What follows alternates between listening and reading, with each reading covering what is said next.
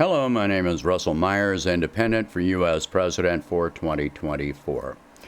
Information is coming out that large corporate employers are announcing a massive wave of hiring freezes and layoffs.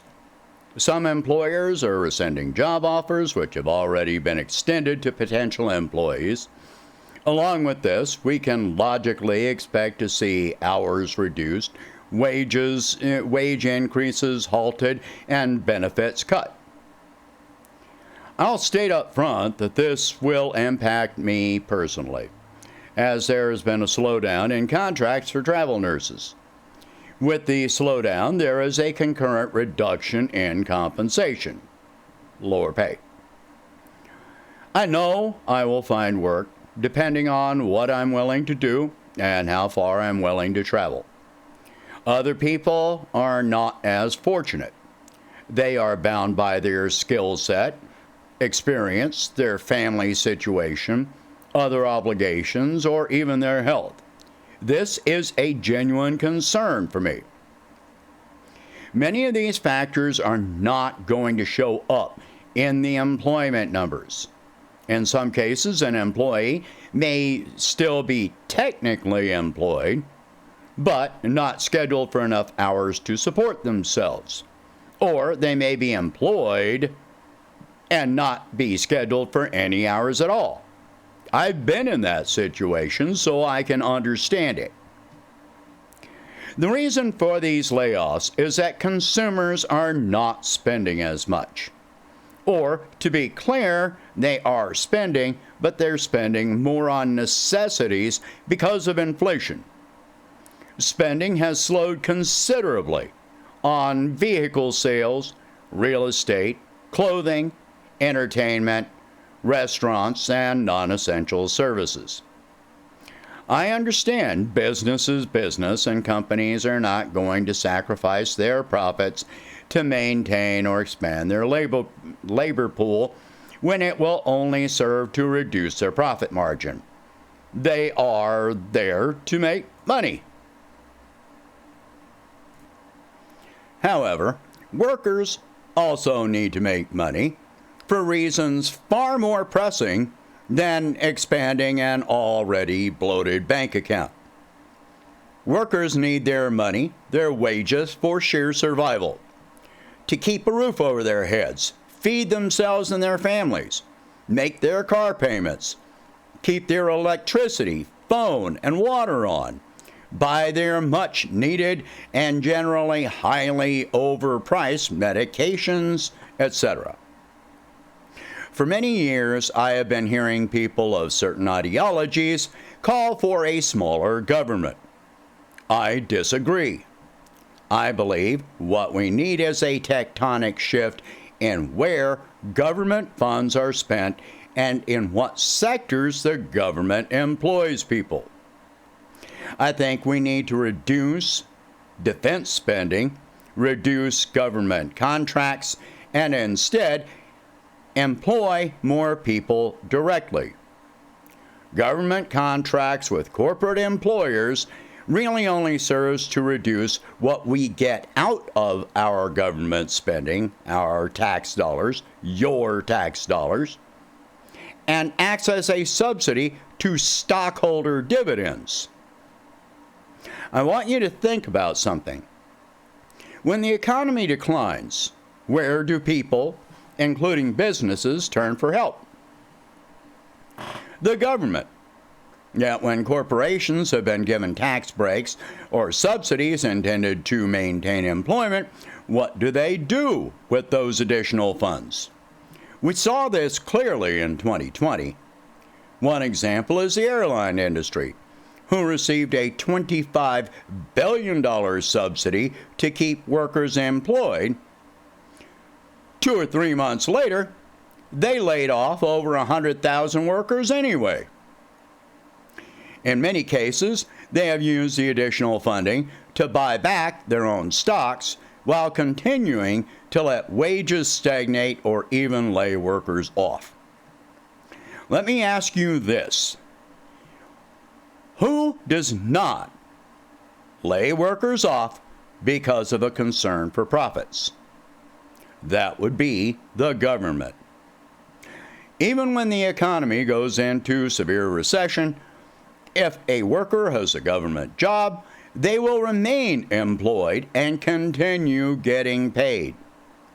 You know what else they continue to do? Spend their wages. Ask anyone that has lived near a military base that was at risk of being closed.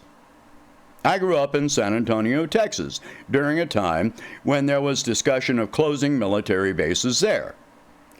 The communities around the base did not want the base to close because the businesses, and hence civilian employment, depended heavily on the spending of the government employees.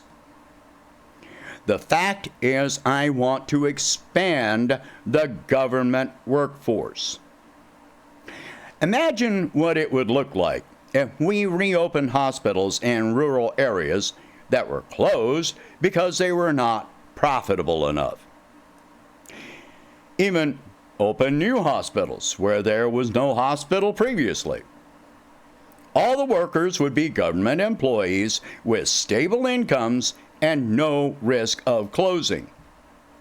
What would it do for those communities, for the small businesses in those communities?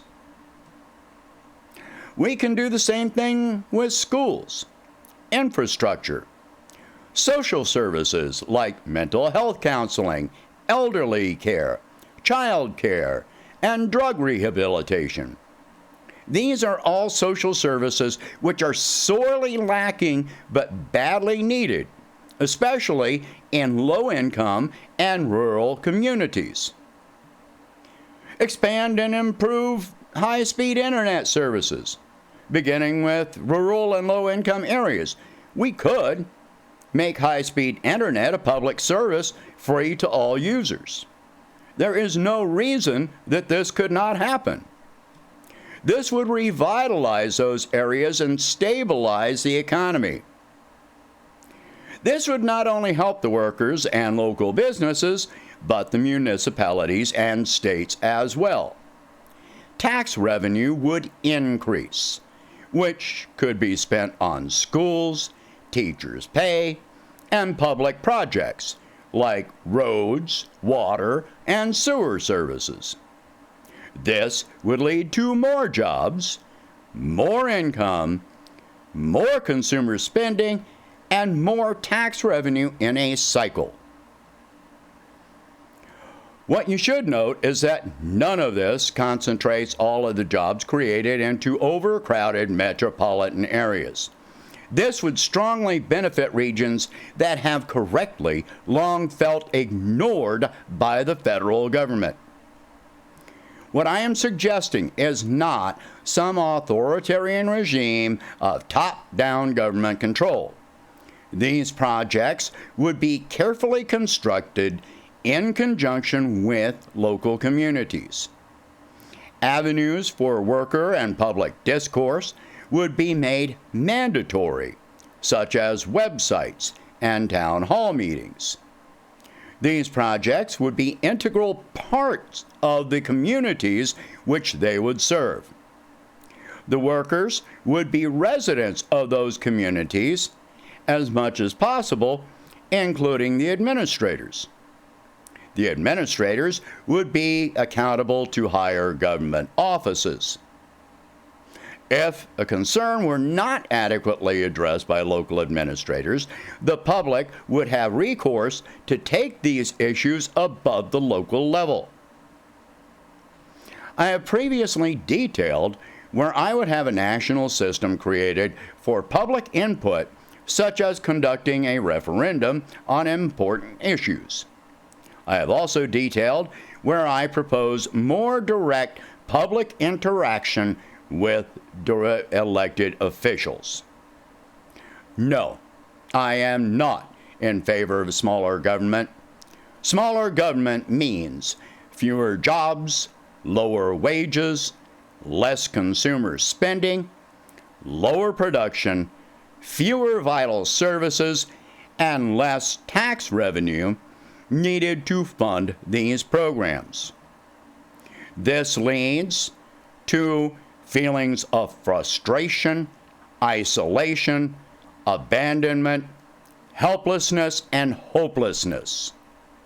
Combine that with the competitive mentality instilled by for-profit concerns, and what we have created is a system of everyone for themselves, us against them, and division instead of cohesion. America is a community comprised of many levels of smaller communities. We rely on each other in ways that many do not realize. In the past few decades, thanks to the influence of profit over people, we have forgotten just how much we depend on one another, even across vast distances. None of what I'm saying takes a war to accomplish. We do not need enemies for Americans to unify as a nation. I want to restore faith and pride in this country. I want Americans to feel safe and secure. Excuse me. I want Americans to feel safe and secure in their daily lives, not terrified of some invisible enemy, while even more terrified of losing their jobs, their incomes, their entire communities because of some wild swing in the stock market. I want to bring Americans to a place where they trust the government, not for what is being hidden, but because the government can actually be trusted. I want us to finally live the promise of a government of the people, by the people, and for the people. This is not something I can accomplish on my own. I need your help very much. You can help me in many ways by sharing this article or video, by talking about these subjects and policy proposals. Help spread awareness of this campaign. I hate asking for money, but it is a reality of the system that we currently live in that money is necessary for a presidential campaign.